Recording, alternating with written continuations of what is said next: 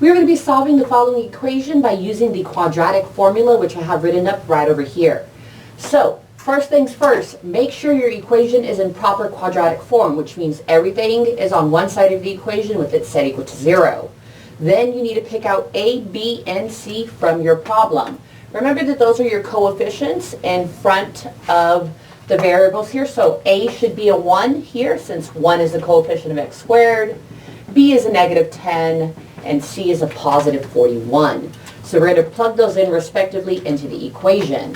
So that should look like a negative 10 plus or minus the square root of B squared minus 4 times A times C, all over 2A, which is a 1.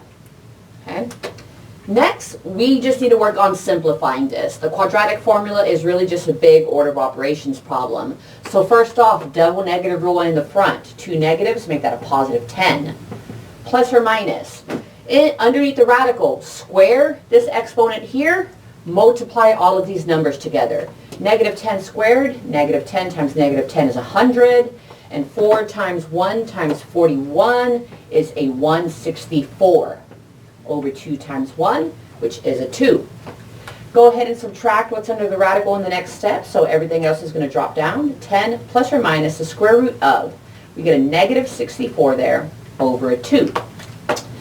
All right, so next thing I'm going to do here, I'm going to simplify the square root of negative 64. Remember that anytime you have a negative under the radical, that is represented by an I. The square root of negative 1 is equal to I. So just look at it this way. This is really just the square root of 64 times the square root of negative 1. The product rule for radicals says we can split it up that way.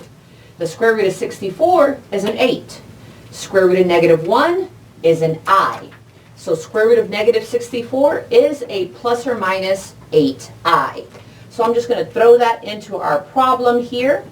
We have 10 plus or minus 8i over 2. We're almost done here. The only other thing we need to do here is reduce this problem out. 10, 8, and 2, all of our terms here have a common factor of 2. So we are going to divide all three of these by 2, giving us 5 plus or minus 4i over 1. That disappears. So 5 plus or minus 4i is our solution for this problem.